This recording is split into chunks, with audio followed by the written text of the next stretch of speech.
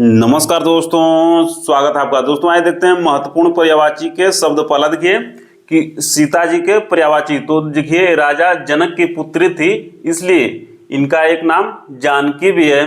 फिर देखिए जनक जी की पुत्री थी इसलिए जनक तनया। जनक तनया, तनय मतलब पुत्र होता है, तनय मतलब पुत्र होता है और इसमें आप प्रत्यय लग गया है तो तनया शब्द बना है, इसका मतलब पुत्री। तो जनक तनया अर्थात जनक जी की पुत्री कौन? सीता जी।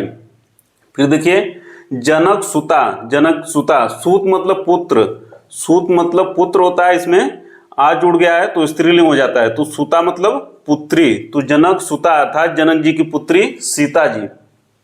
फिर नेक्स्ट देखिए जनक किशोरी, सीता जी का ये पर्यायवाची है। जग जननी, जग जननी सीता जी का पर्यायवाची है। भूमिजा, भूमिजा अर्थात भूमि से इनका जन्म हुआ है। जहां शब्द में अंत में ज लग जाता है तो उसका अर्थ जन्म से होता है। तो जैसे नीर पानी का पर्यायवाची है, इसमें ज जुड़ गया तो शब्द बन गया नीरज। नीरज अर्थात जिसका जन्म पानी से हो और ये हो जाता है कमल का पर्यायवाची। तो ज जहां जुड़ जाता है अंत में वो जन्म लेने से होता है। तो भूमिजा अर्थात भूमि से जिसका जन्म हुआ है, अर्थात भूमि की पुत्री कौन? सीता। क्योंकि इनके पिताजी जनक जी जब हल चला रहे थे तभी एक घड़ा था, तो उसी घड़े से सीता जी की प्राप्ति हुई थी, सीता जी प्रकट हुई थी, इसलिए भूमिजा अर्थात भूमि की पुत्री या भूमि से जिसका जन्म हुआ है कौन? सीता जी। फिर देखिए वैदेही, वैदेही भी पर्यायवाची है सीता जी का। महत्वपूर्ण देखिए राधा जी का पर्यायवाची, तो वृषभानुजा, यहाँ भी देखिए ज जुड़ा है। पिताजी थे इसके इनके ब्रिजभानु, पिताजी थे इनके ब्रिजभानु और जा मतलब उनसे जो जन्म हुआ था किसका? राधा जी का। तो राधा पर्यायवाची है ब्रिजभानुजा। फिर देखिए वृषभानु दुलारी, वृषभानु दुलारी भी राधा जी का पर्यायवाची है, यानी कि वृषभानु जी की दुलारी पुत्री राधा जी। फिर देखिए ब्रज की रानी है इसलिए ब्रजरानी राधिका। हरिप्रिया, हरि पर्यायवाची है विष्णु जी का या हरि पर्यायवाची है श्री कृष्ण जी का। तो इनकी प्रिया, हरि जी की प्रिया कौन है? राधा। फिर देखिए सर्वेश्वरी पर्यायवाची है किसका? राधा जी का।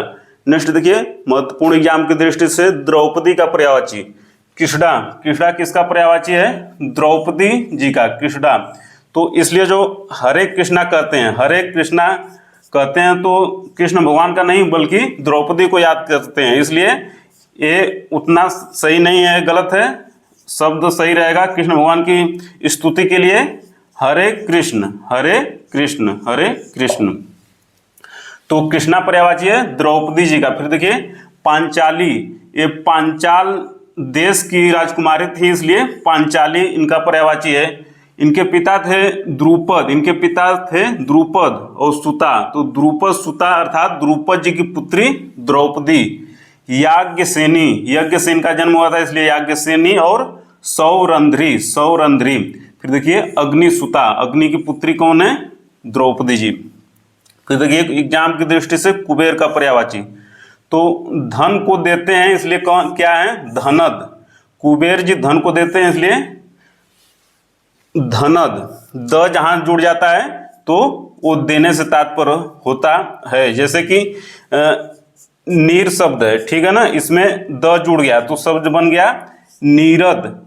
नीर मतलब पानी, द मतलब देने वाला, पानी देने वाला क्या हो गया? नीरद अर्थात बादल का पर्यायवाची हो गया नीरद, बादल का पर्यायवाची होगा। इसलिए द जहां जुड़ जाता है वो देने से तात्पर्य हो जाता है। धन को देता है कौन? कुबेर, तो इसलिए धनद कुबेर का पर्यायवाची। फिर देखिए धन के ईश धनेश कुबेर का पर्यायवाची।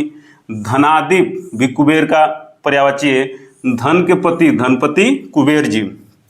अर्थ के पति अर्थपति कुबेर जी, इसलिए इसी प्रकार धनपाल, धनेश्वर, किन्नरेश। किन्नरेश एग्जाम में अनेक बार पूछा है, किसका पर्यायवाची है?